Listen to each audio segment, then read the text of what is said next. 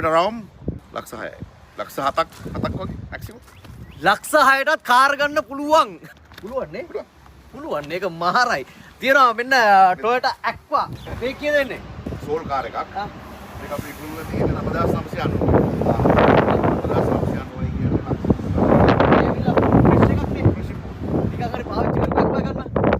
කියන්නේ මයිලේජ් එකත් එක්ක ගාන වෙනස් වෙනවා. සාමාන්‍යයෙන් ඩොලර් 6000කට 5000කට වගේ ගන්න පුළුවන්. ඒක ලක්ෂ 10ක් පාපල්ලයක්. එහෙනම් මෙහෙ ගන්න පුළුවන්. අඩුම වාහනයක් කීයද වෙන්නේ? ඔයා ළඟ තියෙන අඩුම වාහනයක් ඩොලර් 3000න් උඩ තමයි දෙන්න වෙන්නේ. කොස්පාකුත් නැහැ එතකොට. ඔන්න මේ ඇවිල්ලා සිතාරි කාසෙල් එකේ ඉන්නේ නවසීලන්තයේ ඕක්ලන්ඩ් නුවර. ඉතින් වාහන ගොම ලංකාවේ තියෙන ලක්ෂරිම එකක් මාර ගණන්. කියන්නේ අලුත් ළමයට වාහනයක් ගන්න හිතන්නවත් බෑ. අලුත් කෙනෙක්ට පළවෙනි වාහනය ගන්න හිතන්නවත් බෑ. නවසීලන්තයේ ඕක්ලන්ඩ් වල එහෙම නැහැ. ලංකාවේ කෙනෙක් ගියා වාහන කීයක් විතර තියෙනවද? 250ක්. වාහන 250ක් තියෙනවා. 5000 යතේ තියෙන්නේ. ඉතින් ඇවිල්ලා අයියමයි ගාව 5000 තියෙනවා. මගේ මල්ලි පරණ කාර් වලට යන්න එපා. යන්න ඔයා ෆ්‍රෙෂ් ඉම්පෝට් එකකට. ඒක වෙන්නේ 8මාරයි. 3මාර අඩුනේ. ඔයා මට මාස 3ක් ඇතුළත ඉන්ට්‍රස්ට් එක නැතුව අපිට ගෙවලා දාන්න. අපි වාහනේ වල දෙන්න. ඉතින් අද ඉඳලා වාහනේ අරන් යන්න පුළුවන්.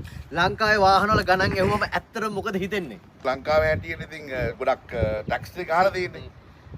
ටිකක් දුකයි. මේ ටැක්ස් නැහැ. මේ ටැක්ස් නැහැනේ. දැන් ලංකාවේ කෝටි 4 වාහනේ මෙහි ලක්ෂ 50යි.